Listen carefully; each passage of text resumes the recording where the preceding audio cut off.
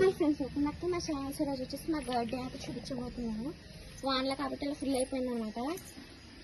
వాన్లో వస్తే చాలా చెట్లు ఉంటాయి.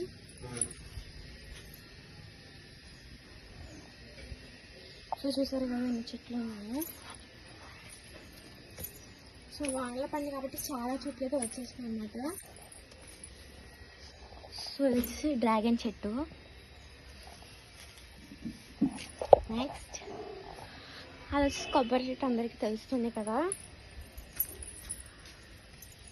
So please to subscribe to my channel.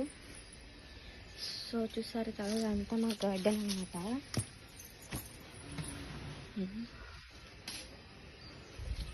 అక్కడ గోరింటాకు చెట్టు ఉంది. నెక్స్ట్ ఇలా వస్తే ఇవన్నీ మొత్తం గ్రీన్గా ఫిల్ అయిపోయి ఉంటుంది అనమాట. ఇది వచ్చేసి గడ్డి. ఇది వచ్చేసి తోటకూర మొక్క అనమాట. చూసారు కదా.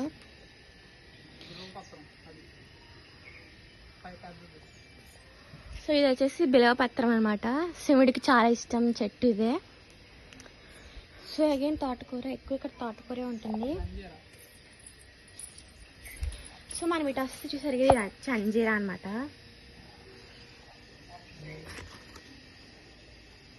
అంజీరా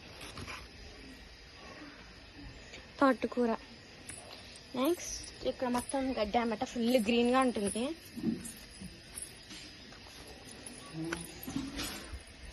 సో నెక్స్ట్ పింక్ ఫ్లవర్స్. ఇక్కడ కరివేపాకు మీకు అటు ఒక చూపించాను కదా. వచ్చేసి బాగా పండుతుంది గోరింటాకు. తులసి మొక్క.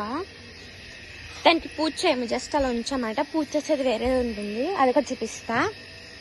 ఇది వచ్చేసి మందార పువ్వులు, వైట్ ఫ్లవర్స్. మీకు ఇది ఆల్రెడీ చూపించాను, బట్ వాన పడ్డాక మళ్ళీ ఎలా ఉంటుందో చూద్దామని వచ్చానమాట.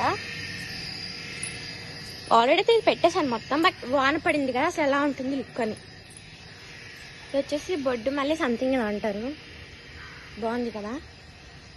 సో వచ్చి చెట్టు వచ్చి వైట్ పూలు, ఇటువైపు వచ్చేస్తే ఎల్లో పూలు అసలు చాలా ఉంటాయి. సో మీకు మా వ్లాగ్ నచ్చినట్టయితే లైక్ చేయండి, సబ్స్క్రైబ్ చేయండి, కామెంట్ చేయండి, లైక్ కొట్టండి.